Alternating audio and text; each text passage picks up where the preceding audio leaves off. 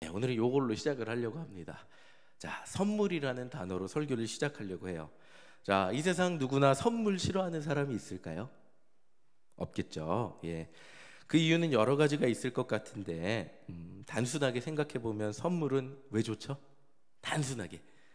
예. 공짜기 때문이죠.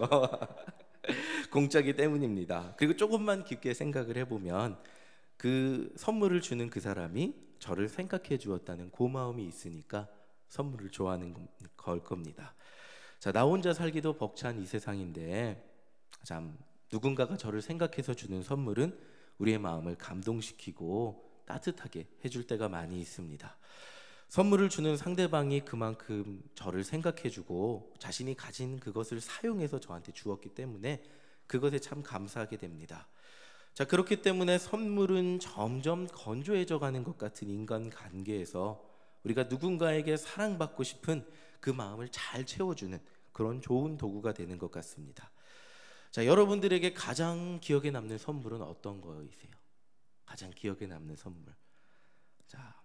자, 저에게 많은 선물을 제가 목회자로 살면서 참 많은 선물을 받게 되는데 제가 가장 기억에 남는 선물이 있습니다. 이 파란색 성경책인데 뭐 이게 목사님 쓰시는 별거 아닌 성경책 같죠?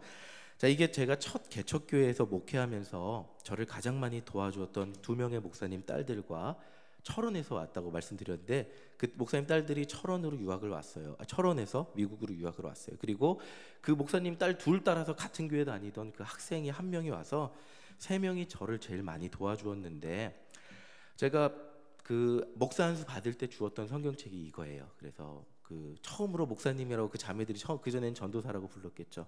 목사님 목사 안수 받은 거 축하해요 주셔 하면서 주었던 성경책이 이 성경책인데 자, 이 성경책을 받으면서 제가 참 마음이 좋았어요. 감사했어요. 앞으로 제가 좋은 목사가 되기를 바라는 그 마음이 이 안에 담겨 있었더라고요. 정말 그래서 많이 감사했는데 자, 이 자매들 모두 고등학생일 때 만났어요. 그리고 미국의 작은 프레드릭이라는 도시에서 주립대까지 진학하는 걸 보고 왔는데 자, 이 자매들하고 좋은 인연이 됐어요. 그렇게 많이 도와주고 또 제가 한국에 와서도 그 자매들이 이제 한국에 들어오면 이렇게 밥도 같이 먹고 그러는데 자, 그 중에 큰 자매는 주립대를 졸업하고 신학대학교에 입학했다는 소리를 듣고 얼마 전에 깜짝 놀라긴 했습니다. 자, 이 성경책을 보면서 제가 그 자매들을 생각하고는 해요. 그리고 그 자매들이랑 얼마나 좋은 기억이 있었는지, 그 자매들이 제 첫 목회자에서 얼마나 저를 많이 도와주었는지 고마운 마음이 듭니다. 그래서 이 성경책을 볼 때마다 그 자매들을 기도하곤 해요. 길게는 기도 못해도 무엇을 하건 어디에 있건 하나님 인도해 주세요라고 기도하곤 합니다. 자, 많은 순간 물질적으로 풍부한 사회에서 선물은 의례적으로 주는 의식이 될 때가 많은 것 같습니다. 자, 한국에서 제가 이제 미국으로 관광 오신 분들을 가이드를 많이 했어요. 차량을 운행해서 차가 없으니까 호텔에서 이제 아침부터 픽업해갖고 하루 종일 이제 운전하고 데려다드리고 그러면 저한테 가장 많이 하는 질문이 뭔지 아세요? 운전해드리면 선물은 어디 가서 사야 돼요? 이 질문을 제일 많이 하세요. 한국에서 미국 올 때 여러 사람들이 미국 잘 갔다 오라고 이렇게 쌈짓돈을 조금 주십니다. 그러면 그냥 말지 못하잖아요. 어떡하죠? 뭐라도 사가야 돼요. 우리 한국 사람들은. 그리고 자기랑 관계 있던 분들은 뭐라도 사가야 되는데 자, 이 고민을 관광 가셨던 분들은 고민을 알 거예요. 한국이 경제가 발전해서 없는 게 없죠. 그렇죠? 그리고 여기 남대문 시장 가보니까 별천지예요. 미국에서 파는 거 다 있더라고요. 없는 게 없어요. 그리고 한국 코스트코 가니까 다 수입이 돼 있더라고요. 없는 게 없어요. 그래서 너무나 고민을 하세요. 그래서 아유, 선물을 줄 수도 없고 안 줄 수도 없고 싼 것을 주자니 미안하고 비싼 것을 주자니 너무 부담이 된다는 한국이 너무 발전해서 없는 것이 없는데 뭘 사가지고 가서 선물을 주어야 할지 그 여행 와서 제일 많이 고민하는 그 선물을 고민하는 분들을 많이 보았습니다. 이렇게 물질이 풍부한 사회에서 선물은 의례적으로 인사치레가 되는 것 같이 느껴지는 순간들이 있습니다. 근데 꼭 그렇지만은 않다는 거예요. 많은 분들이 저에게 주신 선물을 보면서 저도 그 사람이 저를 생각해 주었구나 하는 마음에 감사하게 되고 그분들을 위해서 기도하게 됩니다. 설교를 준비하며 이렇게 제 방 한 바퀴를 쭉 둘러보았어요. 제가 산 물건도 있고 누군가가 저에게 주신 물건도 있었어요. 그것을 통해 느낄 수 있었던 것은 제가 이걸 받을 만큼 사랑을 많이 받았던 사람이구나 한 그런 생각을 하게 되었습니다. 저도 받은 이상 사람들에게 돌려주고 싶지만 그렇게 살지 못하는 모습을 보면서 또 죄송한 마음이 들기도 했습니다. 자, 이렇게 선물은 정말 고마운 거죠. 자, 우리가 함께 오늘 읽은 말씀에서도 바울은 우리에게 선물을 이야기하고 있습니다. 자, 그 선물은 하나님께서 우리에게 주신 선물인데, 자, 그 선물이 뭐죠? 자, 2글자 내지 3글자입니다. 구원. 좋습니다. 또 뭐 있을까요? 3글자? 예수님, 십자가, 뭐 이런 단어가 있겠죠. 하나님께서 우리에게 주신 선물이에요. 선물은 대가가 필요할까요? 필요하지 않을까요? 필요하지 않죠. 공짜로 주셨죠. 자, 근데 생각을 해보겠습니다. 하나님은 우리에게 이 선물을 주기 위해서 너무나 많은 노력을 하셨어요. 물로 심판해서 노아의 자손들만 하나님 믿게도 해보셨고, 그리고 그래도 안 되잖아요. 그러니까 율법을 주셔서 지키게도 해보았어요. 그래도 안 되잖아요. 그래서 계속 선지자를 보내갖고 회개하라고도 해봤어요. 그래도 됐을까요? 안 됐죠. 그래서 안 되니까 이제는 마지막 방법인 거예요. 예수님을 보내서, 자기 아들을 보내서 십자가에 죽게 하셨어요. 그리고 다시 부활하게 하셨어요. 자, 그러고도 믿지 않는 사람이 있어서 지금도 하나님은 안타까워하시며 그 사람들을 믿게 하시는 게 하나님의 사랑입니다. 하나님이 우리에게 이 선물을 주기 위해서 선물을 받으라고 해도 참 사람들이 받지 않으려고 노력하는 것 또한 하나님의 사랑입니다. 자, 이 구원이라는 선물 때문에 우리는 하나님을 믿고 살아갈 수 있게 되었습니다. 이것 없이 우리는 하나님 앞에 기도조차 할 수 없는 죄인이었어요. 근데 예수님이 우리를 위해 죽으시고 우리의 모든 죄를 사해 주시고 다시 부활하셨기 때문에 우리는 하나님 앞에 기도할 수 있게 되었어요. 자, 근데 선물의 특징이지만 때로는 선물이 어떻게 여겨져요? 너무나 당연하게 여겨집니다. 그리고 가볍게 여겨질 때가 있어요. 제가 여러분들에게 이렇게 말해볼게요. 여러분들에게 주어진 선물, 하나님의 선물이 있습니다. 그것은 바로 여러분들의 영혼의 구원입니다. 여러분들, 그러면 어떻게 대답하시겠어요? 우와, 구원받았다 라고 하실 분도 있겠지만, 어떤 분들은 그 선물 이미 받은 거 아니에요, 목사님? 그것보다 내가 원하는 더 좋은 선물 있잖아요. 하나님 이것도 좀 주시고 좀 잘 살게도 해주시고 하면 좋겠는데, 구원은 이미 받았잖아요. 구원 받았으니까, 어떤 목사님 농담하시죠? 구원 받았으니까 10원 주시고 100원 주시고 그러신다고 달라고. 하나님, 이 구원이라는 너무나 값지고 돈으로 셀 수 없는 이 구원이라는 선물이 어쩔 때는 우리에게 너무나 당연하고 가볍게 느껴질 때가 있습니다. 제가 미국에 있을 때 한 남자분이 어떤 한인 모임의 대표셨어요. 그냥 이 자발적으로 친교 모임이었는데 연말에 회원들한테 선물을 주기 위해 여기저기 다니면서 후원을 받고 나름대로 재정이 허락하는 한 가장 좋은 것을 준다고 이렇게 나눠줬어요. 근데 그 회원 중에는 선물을 받으면서 감사하는 사람도 있었어요. 근데 어떤 사람은 회장님은 당연히 이 정도는 줘야지 하면서 당연하게 받는 분도 있었어요. 근데 또 그 중에는 선물이 왜 이거밖에 되지 않냐고 약소하다고 투덜거리는 분도 있었어요. 그리고 뭐 이렇게 필요 없는 거, 생활에 도움도 안 되는 거 주냐고 그렇게 얘기하는 분도 있었어요. 저는 이 회장님이 선물을 주기 위해 여기저기 다니면서 그렇게 노력하는 모습을 보았어요.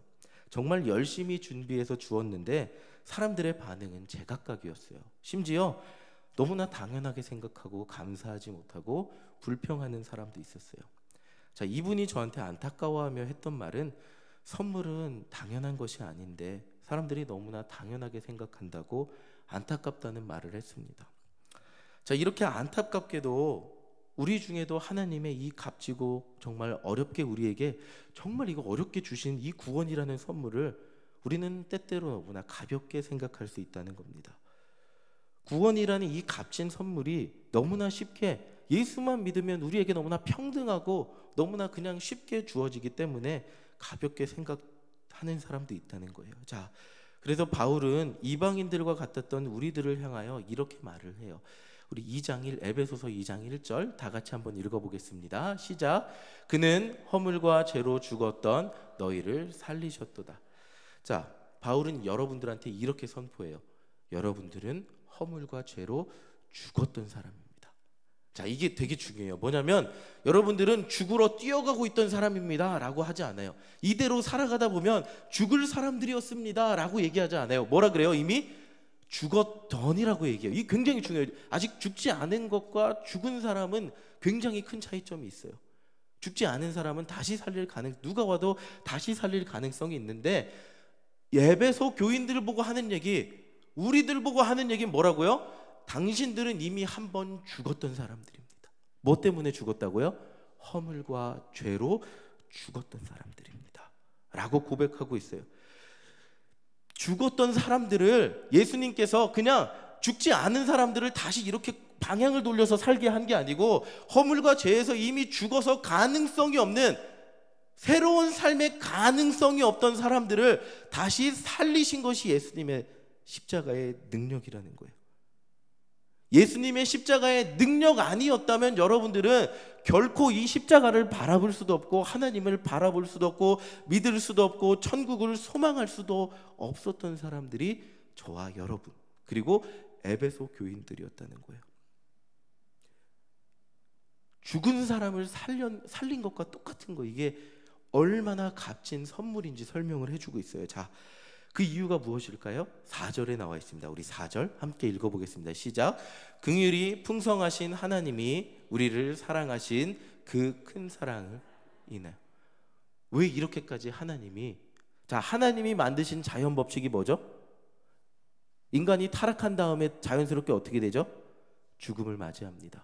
그리고 인간이 죄를 지면 죄의 삭스는 뭐죠? 사망입니다. 그것을 엎으신 것이 예수님의 십자가의 사역이에요. 그렇죠? 인간이 죽을 수밖에 없는 인간을 다시 살리신 것. 하나님이 왜 이렇게까지 애를 쓰셨다고요? 왜 이렇게까지 애를 쓰셨죠? 하나님은 여러분들을 사랑하셨기 때문에 이렇게까지 애를 쓰셨다는 거예요. 그렇기 때문에 우리가 받은 이 구원의 선물을 결단코 가볍게 생각할 수 없다는 거예요. 당연한 것으로도 생각할 수 없다는 거예요. 쉽게 생각할 수도 없다는 거예요. 여러분들에게 가장 큰 선물이 구원입니다 그러면 와 할 수밖에 없는 그 이유는 하나님의 사랑이 너무나 크기 때문이고, 이 구원을 여러분들한테 주기 위해 하나님이 너무나 많이 노력하셨기 때문이에요. 이렇게 구원이라는 것은 하나님의 선물로 우리에게 주어진 특권과 같습니다. 죽었던 사람이 다시 살아난 엄청난 특권이라는 거예요. 근데 이렇게 선물을 받으면 하고 싶은 게 있죠. 뭐죠? 선물 받으면, 좋은 선물 받으면 자랑하고 싶죠. 그림 보여주세요. 그림. 자, 제가 미국에 가서 처음으로, 저도 중고등부만 전도사 하다가 미국 가서 첫 교회에서 이 아이들을 처음 해봤어요. 그래서 사실 제가 미국에서 가르치던 꼬맹이들인데 유초등부 맡은다 그러는데 사실상은 거의 유치부 수준이었어요. 이 아이들의 특징이 뭔지 아세요? 누군가가 이 아이들한테 와서 이런 거 선물을 해줍니다. 그러면 자기 집에서 혼자 이렇게 갖고 놀지 않아요. 어떻게 할까요? 교회로 갖고 와요. 교회로 갖고 왔고, 예를 들어 저 마리오 옷을 입은 애 한 명이 갖고 와서 야, 나 이거 선물 받았다 그러면 다른 애들은 어떻게 할까요? 모든 애들의 눈이 휘둥그레집니다. 이렇게. 야, 그거 뭐야? 그러면서 아이들의 반응이 여러 가지예요. 한 명은 막 그 순간부터 부러우면 울어요. 부러우면 지는 건데 그 순간부터 갖고 놀고 싶다고 막 울어요. 달라고. 그리고 자기 손에 쥐어지는 그 순간까지 울어요. 그 결국에는 선생님이 달래도 안 되니까 엄마가 사줄게. 교회 끝나고 가자. 그 소리 들으면 울음을 그칩니다. 그리고 어떤 아이는 계속 틈만 봅니다. 이 아이가 갖고 와서 자랑하다가 아이니까 어느 순간 책상 위에 이렇게 올려놓고 가는 순간이 있어요. 밥 먹을 때나. 그러면 이렇게 매 눈으로 쳐다보고 있다가 뒤에서 싹 채갖고 자기 것처럼 이렇게 가지고 놉니다. 절대 안 뺏기죠. 그럼 이제 뺏으려 그러면 이제 솔로몬의 과부 판결처럼 그런 상황이 발생이 되죠. 배를 갈라라 이러면서 발생이 됩니다.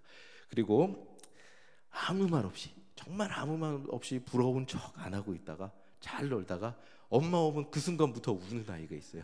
엄마 하면서 그 순간부터 울어요. 이거 사달라고. 자, 모든 아이는 이걸 보면서 부러워하죠.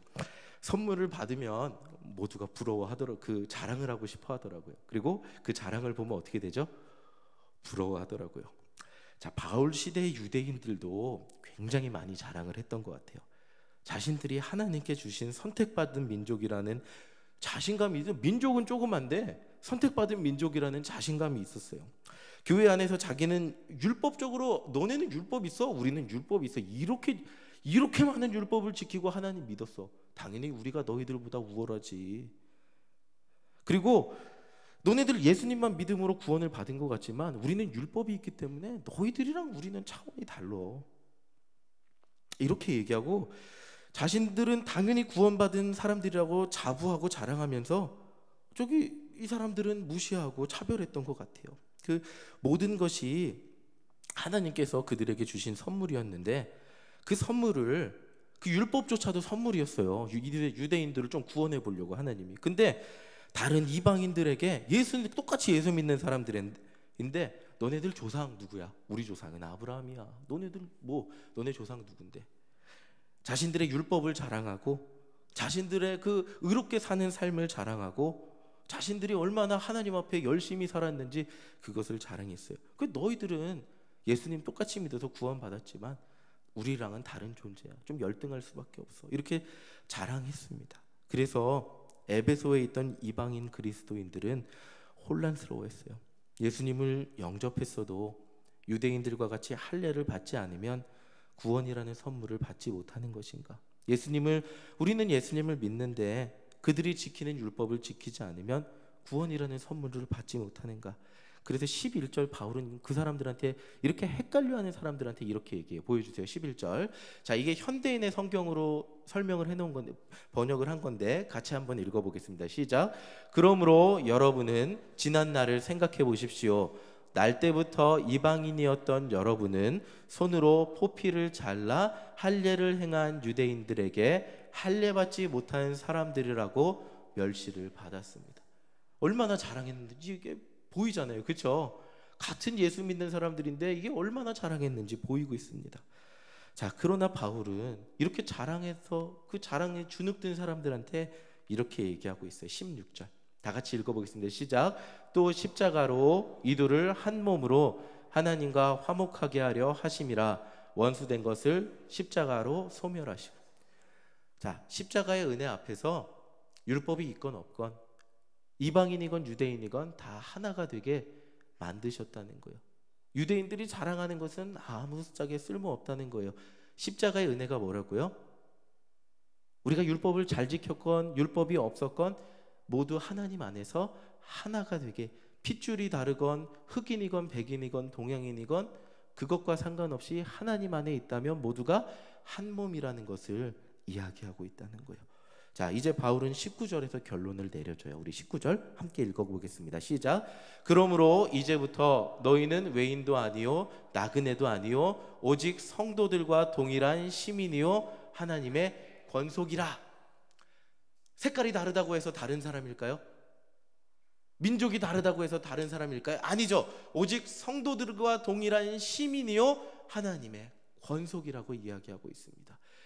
부모님이 누구건 혈통으로 누구건 그것과 상관없이 우리는 모두 예수님의 십자가만 믿으면 20년 전부터 믿기 시작했어도 10년 전부터 믿기 시작했어도 아니 6개월 전에 예수를 믿었어도 그것과 상관없이 우리는 모두 하나님 안에서 동일한 형제라는 거예요. 우리 옆에 분들 함께 볼까요? 옆에 분들 함께 한번 보겠습니다. 대부분 아시는 분들이죠. 예. 예수님을 오래 믿은 분도 있고 짧게 믿은 분도 있죠. 물론 우리 교회 지난주 71주년이었는데 71년간 지킨 분들은 정말 대단하신 분들입니다.